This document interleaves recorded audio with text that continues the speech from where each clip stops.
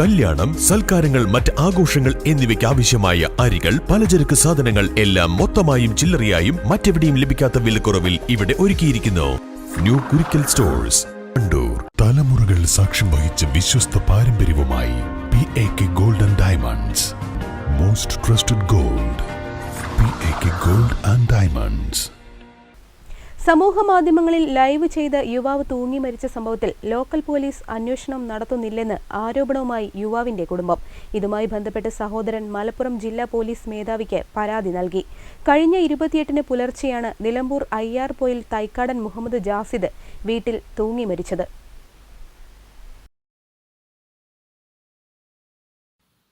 ഇൻസ്റ്റഗ്രാമിൽ live video post ചെയ്തതിനു ശേഷമാണ് വീടിന്റെ ടെറസിലെ കമ്പിയിൽ തൂങ്ങി മരിച്ചത്.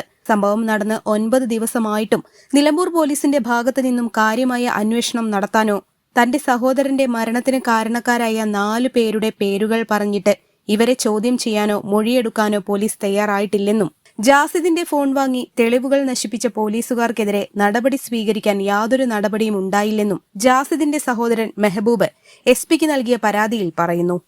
തന്റെ സഹോദരന്റെ മരണത്തിന് കാരണക്കാരായ 2 പോലീസുകാരെ മാറ്റി നിർത്തി വേണം അന്വേഷണം നടത്താനെന്നും മെഹബൂബ് പറഞ്ഞു. അപ്പൊ അതുമായി ഞങ്ങൾ നിലമ്പൂർ സ്റ്റേഷനിൽ ഇപ്പൊ ഏകദേശം ഇന്നേക്ക് 8 ദിവസം കഴിഞ്ഞു. അപ്പൊ ഇതുമായി ഞങ്ങൾ 3 പ്രാവശ്യം ഞങ്ങൾ സ്റ്റേഷനിൽ പോയി. ഒരു പ്രാവശ്യം ഇപ്പൊ പുതിയ ചാർജ് എടുത്ത CIനെ കാണാനും സ്റ്റേഷനിൽ പോയി.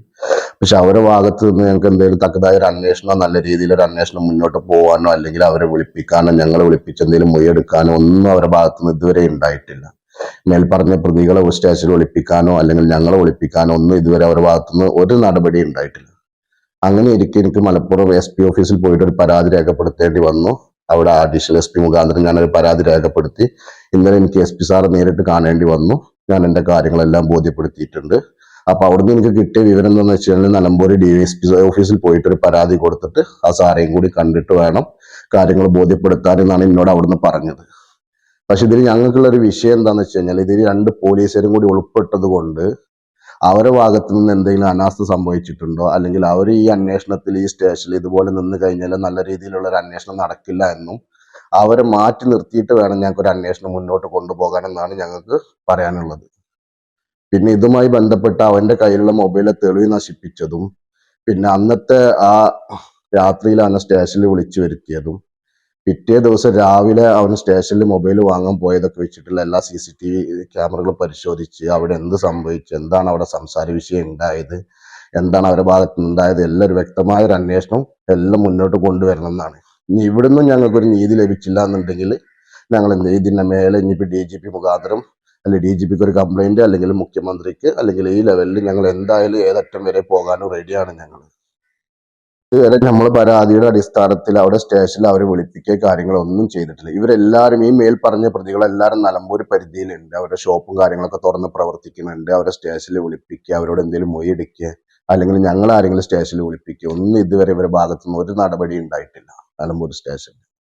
ഇപ്പൊ ഞങ്ങൾക്ക് ഇതിൽ പറയാനുള്ളത് എന്താ വെച്ചാൽ ഈ സ്റ്റേഷനിലുള്ള പോലീസുകാരുടെ അനാസ്ഥയും കൂടി ഉണ്ടായത് കൊണ്ടാണ് ഇവരൊരു അന്വേഷണം നല്ല രീതിയിൽ മുന്നോട്ട് പോകാത്തെന്നുള്ളതാണ് ഞങ്ങൾക്ക് പറയാനുള്ളത്. അപ്പൊ അവരെ മാറ്റി നിർത്തിയിട്ട് നല്ല രീതിയിലുള്ള ഒരു അന്വേഷണം മുന്നോട്ട് പോകണമെന്നാണ് ഞാൻ ഇന്നലെ SP സാർ മുഖാന്തരം ഞാനൊരു കംപ്ലൈന്റ് രേഖപ്പെടുത്തിയിട്ടുണ്ട്. ഇനി അവിടുന്ന് നീതി ലഭിച്ചില്ലെങ്കിൽ ഞാൻ DGPക്ക് ഒരു കംപ്ലൈന്റ് കൊടുക്കും.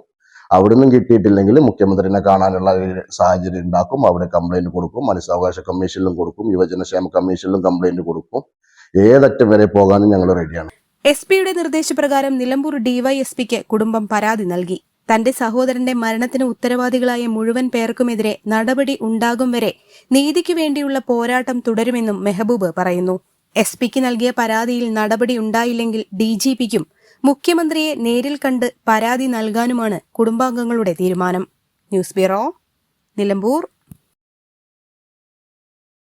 വിദഗ്ധരായ ഷെഫുമാരുടെ നേതൃത്വത്തിൽ ഇന്ത്യൻ, ചൈനീസ്, അറേബ്യൻ വിഭവങ്ങൾ വളരെ കൃത്യതയോടെ ഹൈജീനിക്കായി കഴിക്കുവാൻ Indian bakes and restaurant, town square, Wandoor, Ambalappadi, Wandoor. സ്വപ്നങ്ങൾ സാക്ഷാത്കാരമാകുമ്പോൾ സന്തോഷങ്ങൾക്ക് അതിരുകളില്ലാത്ത ആനന്ദം.